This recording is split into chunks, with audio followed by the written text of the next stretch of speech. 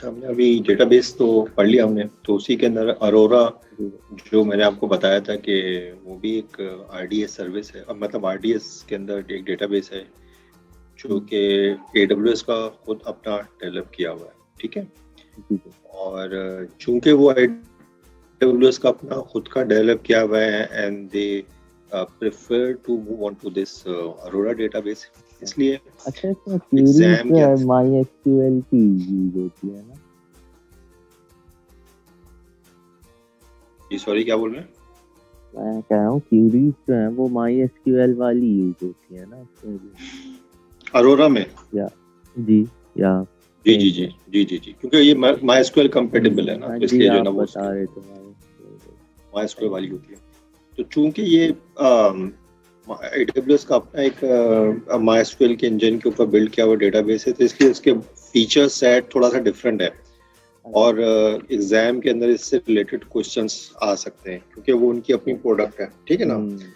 तो इसलिए जो है और वो थोड़ा प्रेफर भी करते हैं, इसलिए हम ऐसे तो डेटाबेसेस हमने पढ़ लिए, लेकिन एक अरोरा के बारे में हम थोड़ा सा उसके फीचर सेट्स के मुताबिक हम थोड़ा सा पढ़ेंगे and then we'll move on, ठीक है।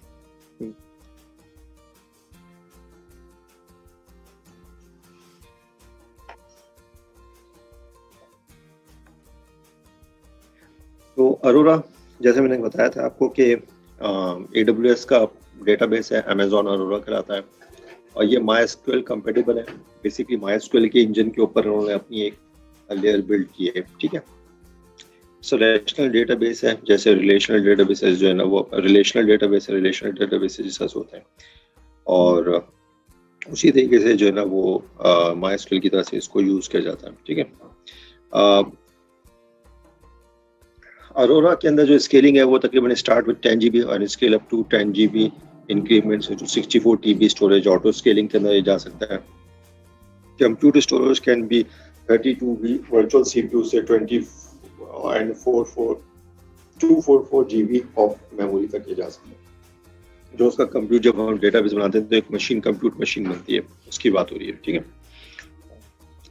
2 copies of your data is contained each availability zone with a minimum of 3 availability zone, 6 copies of your data। यानी कि जो आप भी डेटाबेस बनाएंगे उसके अंदर होता ये है कि अरोरा में, सिर्फ मैं अरोरा की बात कर रहा हूँ, ठीक है। अरोरा के अंदर कम से कम ये आपके 3 अवेलेबिलिटी जोन के अंदर हर अवेलेबिलिटी जोन में 2 कॉपीज रहेंगी आपकी, यानी कि आपके डेटाबेस की 6 कॉपीज जो है वो AWS अपने पास मेंटेन करेगा, ठीक है ना। तो उसकी रेजिलियंस जो है ना वो बहुत ज्यादा हाई हो जाती है उसकी, सही है। Aurora design to transparently handle the loss of up to 2 copies of data without affecting database write availability and up to 3 copies of without affecting the read availability। यानी कि अगर आपकी इन 6 कॉपीज बन गई अब आपकी, ठीक है, आपको नहीं पता, वो सब ट्रांसपेरेंट, मतलब यानी कि वो पीछे है वो, ठीक है ना।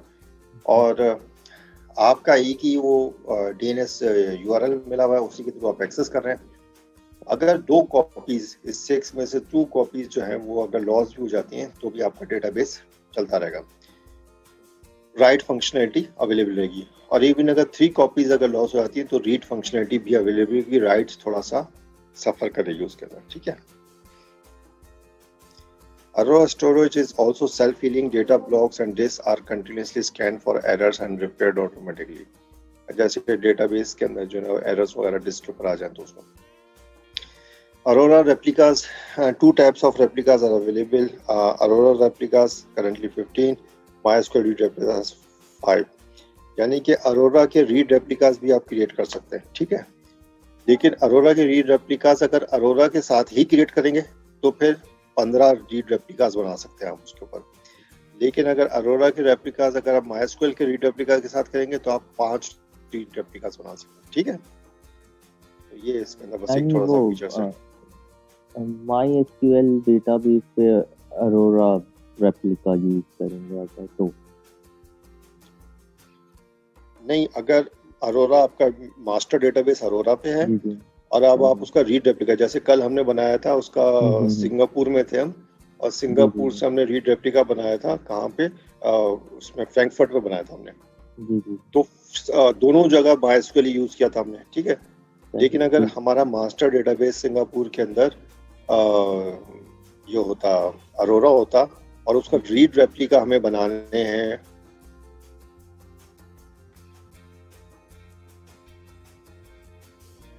तो फिर हम MySQL पे भी बना सकते हो उसका रीड रेप्लिका, क्योंकि MySQL कंप्यूटर बना सकते हैं।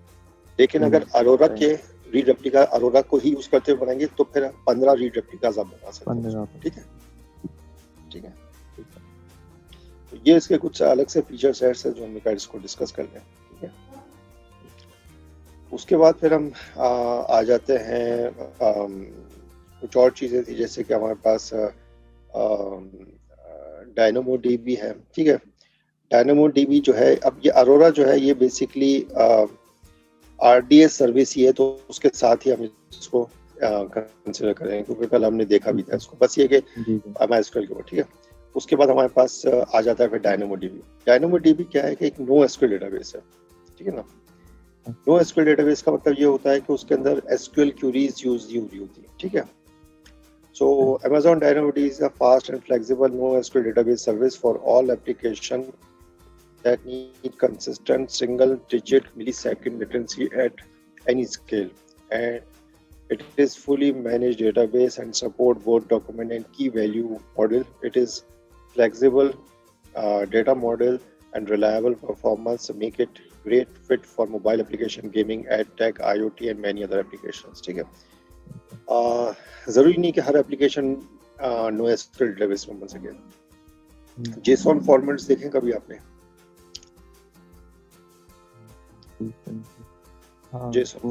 यानी सही नहीं पता, लेकिन देखे हैं, लाइक नजर JSON स्टाइल के ऊपर, तो JSON फॉर्मेट्स वगैरह के हिसाब तरह से जो है ना, ये एक तरीके से जो समझेंगे की वैल्यू पेयर होता है। अगर मैं इसको वही W3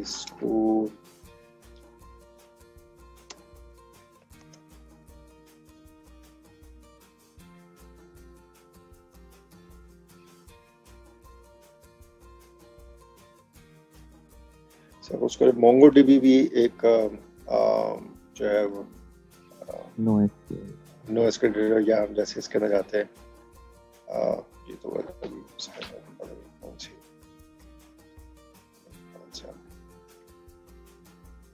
तो जैसे W3 स्कूल के अंदर पाइथन यूज MongoDB, ठीक है, और JSON लाइक डॉक्यूमेंट्स इसके अंदर यूज होते हैं, ठीक है ना। और इसके अंदर आपके पास तक की वैल्यू पेयर्स आपके पास यूज होती है, ठीक है ना। अब फॉर एग्जाम्पल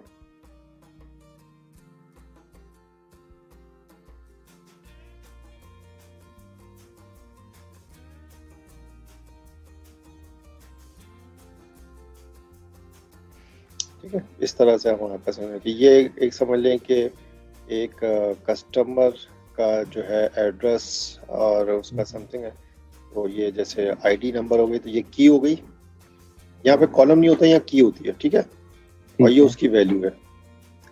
ये जो कॉमास में ये की है, और फिर कोलन के बाद उसकी वैल्यू है, फिर ये की है नेम, और ये उसकी वैल्यू है बैन, यानी कि नाम बैन हुआ, फिर कॉमा, फिर उसके बाद एड्रेस है, फिर कोलन, और फिर उसका एड्रेस है। तो इस तरह से की वैल्यू पेयर्स बनता है इसके अंदर, JSON बेसिस स्टाइल के अंदर जो है ना NoSQL डेटाबेस में इस तरह की वैल्यू बेस पेयर्स इसके अंदर बन रहे होते हैं। यहाँ पर जो अगर SQL यूज नहीं होती, क्यूरी लैंग्वेज यूज नहीं होती, इसके अंदर आपको किसी लैंग्वेज के थ्रू जो है ना वो वो पाइथन या वगैरह के थ्रू जो है ना आपको डेटा एक्सट्रैक्ट करना होता है, ठीक है। तो इस तरह से हमारे पास NoSQL हर एक, अब ये हर एप्लीकेशन जो होती है वो जरूरी नहीं कि वो NoSQL डेटाबेस के अंदर बन सके, ठीक है। तो हर एक एप्लीकेशन का अपना एक पर्पस होता है, और उसके हिसाब से जैसे जो होते हैं गेम्स होते हैं, गेम्स वगैरह जो है IoT एप्लीकेशंस वगैरह, वो इस तरह की चीजें NoSQL डेटाबेस में बन जाती हैं और अच्छी रहती हैं, ठीक है। तो AWS के ऊपर जो हमारे पास NoSQL डेटाबेस मौजूद है उसको नाम है DynamoDB, stored on SSD storage है, spread across 3 geographical distinct data center, eventual consistent read and strongly consistent read. Default में eventual consistent read है. eventual consistent read का मतलब ये है कि जैसे कोई डेटा राइट होता है तो फिर वो थोड़ी सी मतलब चंद मिली सेकेंड के बाद वो अवेलेबल हो जाता है. और स्ट्रांगली कंसिस्टेंट रीड का भी मौजूद है कि जहाँ पे आपके पास थोड़ा सा उसकी प्राइसिंग चेंज होगी और फिर वो आपको फौरन से आपको राइट जो है वो रीड प्रोवाइड कर देगा. ठीक है. eventual consistent read consistency across all copies of data is usually reached within a second. Repeating a read after a short time should return unupdated data. ठीक है ना. तो ये क्या होता है कि जब भी आपका कोई राइट होता है तो जितनी भी कॉपीज होती हैं उसकी डेटाबेस की जितनी कॉपीज मल्टीपल कॉपीज मैनेज करता है तो उन सब के ऊपर ये 1-2 सेकंड का समय जैसे उन्होंने कहा विद इन अ सेकंड. ठीक है ना. मतलब है कि एक शॉर्ट टाइम इंटरवल चाहिए होता है इसको to update the data onto all copies. ठीक है ना. Repeating a read after a short time after should return the updated data. ठीक है ना. तो इसलिए जो है ना वो ये इसका डिफॉल्ट होता है. लेकिन strongly consistent read returns a result that reflects all right and received a successful response prior to read. ठीक है ना. तो वो एक आपके पास फिर क्विकली जो है वो आपके पास रिस्पॉन्ड कर देता है. ठीक है. If your application really if you need read less than 1 second after write then choose strongly consistent read. यानी कि अगर आपकी कोई एक ऐसी एप्लीकेशन है सपोज करें बड़ी फास्ट गेमिंग एप्लीकेशन है जहाँ पर जो है ना गेमिंग में आपको पता है कि किस तरह से जो है वो फास्ट रिस्पॉन्सेस होते हैं. गेम्स खेल रहे होते हैं प्लेयर्स होते हैं तो उसके अंदर अगर सेकंड्स से भी कम का अगर आपको डिले चाहिए मतलब नहीं डिले बिल्कुल नहीं चाहिए तो फिर आप जो मॉडल रखेंगे वो उसके अंदर स्ट्रांगली कंसिस्टेंट रीड में रखेंगे. ठीक है ना. तो वो आपको लेस देन 1 सेकंड के अंदर जैसी डेटा राइट हुआ वैसे ही फिर उसके फौरन बाद आपको रीड प्रोवाइड कर देगा विद इन अ सेकंड. लेकिन एवेंचुअल कंसिस्टेंट रीड के अंदर 1 सेकंड अप्रोक्सीमेटली टाइम लग जाएगा कि रीड राइट होने के बाद रीड होने के लिए. ठीक है ना. तो इस तरह से जो है वो आपके पास तो गेम की नेचर पे भी डिपेंड करता है चीजें होती हैं. डायनामोडीबी प्राइसिंग जो है provision throughput capacity right throughput pricing just एक एग्जांपल के तौर पे लिखी हुई है लेकिन इसका क्लास इसका एग्जाम से ताल्लुक नहीं है ये मैं बता दूं अभी. ठीक है. क्यों वजह के प्राइसिंग चेंज हो जाती है अपडेट हो जाती है और रीजन टू रीजन चेंज हो रही होती है. जस्ट फॉर योर अंडरस्टैंडिंग यहाँ पे लिखी हुई है. ठीक है. हाँ ये हो सकता है कि वहाँ पर कुछ ऐसी एग्जांपल्स हो जाएं जिसके अंदर लोअर कॉस्ट और हायर कॉस्ट की बातें की जा रही है. ठीक है. तो provision throughput capacity right throughput जो इन्होंने यहाँ पर लिखी हुई अब जरूरी नहीं कि ये अपडेटेड प्राइस हो जो नोट में लिखी हुई. ठीक है. तो इसलिए जो है ना throughput is 0.0065 per hour for every 10 units and 0.6 per hour every 50 units. Storage cost is the 50 GB. Pricing example भी इन्होंने यहाँ पे लिख दिया है कि units का मतलब let's assume your application needs to perform 1 million writes and 1 million reads per day while strong 3 GB of data. First, you need to calculate how many writes and reads per second you have. 1 million evenly spread writes per day equal to the 10 lakhs 1 million writes. ठीक है. Divided by 24 divided by 60 divided by second. This is a 11.6 writes per second इन्होंने निकाल लिया अगर 1 million writes आपके per day हो रहे हैं तो फिर इन्होंने उसका निकाला कि जी DynamoDB write capacity unit can handle 1 write per second, so you need 12 write capacity units. तो एक यूनिट जो होता है वो पर सेकेंड एक राइट देता है. ठीक है ना. तो इसका 12 write आपको चाहिए होंगे यहाँ पे इसके लिए. तो similarly handle the strong 12 byte capacity और उसके हिसाब से उन्होंने उसके मल्टीप्लाई करके ये रिजल्ट निकाल दिया। ठीक है, अगेन ये सिर्फ आपके अंडरस्टैंडिंग के लिए, लेकिन एग्जाम में नहीं आती ये चीजें। ठीक है,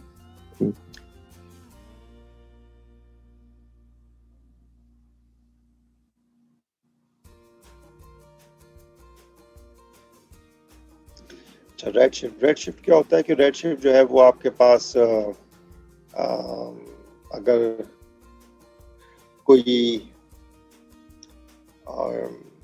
डेटा वेयर हाउस बनाना है जैसे, ठीक है ना, डेटा वेयर हाउसेस क्या होते हैं कि एक तो होता है ट्रांजैक्शनल डेटाबेसेस के, जैसे रोजाना के ऑर्डर आ रहे हैं और ट्रांजैक्शन हो रही है, इस तरह से चल रहा है। ठीक है, और एक होता है कि वो डेटा उठा के रख लिया जाए जिसके ऊपर एनालिसिस या रिपोर्टिंग की जाए, मैनेजमेंट या सीनियर मैनेजमेंट बैठकर, डेटा एनालिस्ट बैठ के उसके ऊपर एनालिसिस करें कि आपने पिछले साल कितना बिजनेस किया, कौन सी प्रोडक्ट ज़्यादा सेल हुई, किन इलाकों में ज़्यादा सेल हुई, किस कस्टमर या किस सेल्स पर्सन की क्या ज़्यादा सेल रही, किस रीजन में ज़्यादा सेल रही, और कौन से दिनों में ज़्यादा सेल रही, कौन से सीजन में ज़्यादा सेल रही, किस प्रोडक्ट की किस सीजन में ज़्यादा, इस तरह के डिफरेंट एनालिसिस। ये तो मैं सिर्फ एग्जांपल्स दे रहा हूँ ना अपने हिसाब से। ठीक है, तो आप एनालिसिस परफॉर्म करना हो ना, तो हर डेटा रिक्वायर्ड नहीं होता। जब एनालिसिस परफॉर्म करना होता है तो एनालिसिस करने के लिए not every data is required,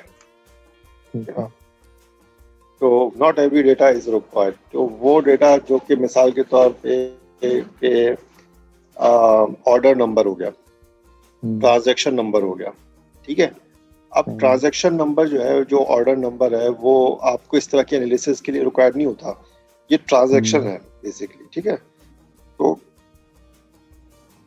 इस तरह की चीज़ों को फिर उसके अंदर से ओमिट कर दिया जाता है, डेटा शिफ्ट किया जाता है यूजुअली ट्रांजैक्शनल डेटाबेस से, जिसको हम OLTP कहते हैं, OLTP से शिफ्ट किया जाता है OLAP के ऊपर, ऑनलाइन एनालिटिकल प्रोसेसिंग सिस्टम्स के ऊपर और डेटा वेयरहाउसेस के ऊपर, लेकिन सिलेक्टेड डेटा यूज फॉर जो ना सेंड किया जाता है। ठीक है, ये मैं आपको सिर्फ एक जनरल एग्जांपल समझा रहा था कि आखिर रेडशिफ्ट तो प्रोडक्ट है ना AWS की, उससे पहले उसकी एक समझा था कि डेटा वेयरहाउसिंग होती क्या है बेसिकली। ठीक है, तो ट्रांजैक्शनल डेटा में से ही डेटा उठा के एनालिटिकल डेटा के ऊपर जाता है, डेटाबेस पे जाता है, और फिर उसके ऊपर जो है वो एनालिटिकल डेटाबेसेस कोई डिफरेंट प्रोडक्ट्स होती हैं, जैसे ऑरेकल की डिफरेंट है और माइक्रोसॉफ्ट की डिफरेंट है, इस तरह से, और उसकी लाइसेंसिंग कॉस्ट वगैरह एक अच्छी खासी हैवी होती है। ठीक है, तो AWS भी एक की जो प्रोडक्ट है जिसके अंदर वो आपको OLAP वगैरह की सर्विसेज प्रोवाइड करता है, वो है redshift. AWS Redshift is fast and powerful, fully managed petabyte scale data warehouse service in cloud. Customers can start small for just 0.25 per hour with no commitments or upfront cost, and scale to a petabyte or more than 1000 per terabyte per year, less than a tenth of most of other data warehousing solution. यानी कि जो दूसरे data warehousing solution है उसके अंदर जैसे Microsoft हो गया, ऑरेकल हो गया, उन सब में तो आपको एक अच्छी खासी लाइसेंसिंग कॉस्ट देनी पड़ती है, एक भारी भरकम जो है ना, यानी कि समझ लें कि एक हैवी अमाउंट आपको पहले इन्वेस्ट करना पड़ेगा उसके लाइसेंस एक्वायर करने के लिए। फिर उसके बाद वो प्रोडक्ट्स के जो है वो कोई they don't run on the some small scale hardware। ठीक है ना, उसके लिए आपको एक अच्छा हार्डवेयर चाहिए, वो खरीदना पड़ता है, and definitely you need a team, तो इसमें भी चाहिए उसमें भी चाहिए, but you need a team size, फिर आपको हार्डवेयर मैनेजर, दूसरी चीज़ों के हिसाब से अपना network update and all these thing. यहाँ पे everything is on the cloud, you don't have to pay any licensing fees, you don't have to pay any upfront cost, you just have to go for pay as you, आप उसके अंदर use कर सकते हैं। ठीक है, ये वही कुछ एग्जांपल हैं कि OLAP की एग्जांपल्स क्या हो सकती हैं कि जो जैसा मैंने आपको बताया कि sum of the reduce sale in the EMEA region, कितनी प्रोडक्ट इसमें सेल हुई, इस तरह से एनालिटिकल टाइप ऑफ थिंग्स। ठीक है, रेडशिफ्ट के अंदर क्या होता है, ये जो कॉन्फ़िगरेशन होती है उसके अंदर दो नोड्स बनते हैं, सिंगल नोड और मल्टी नोड कॉन्सेप्ट है। सिंगल नोड जो है 160 GB तक का नोड सपोर्ट है, और मल्टी नोड अगर उससे ज़्यादा आप जा रहे हैं तो फिर आपके पास मल्टी नोड के अंदर 2 नोड बनते हैं, जिसके अंदर लीडर नोड और एक कंप्यूट नोड होता है। Leader node manage clients connection and receive queries, ठीक है, ये करता है।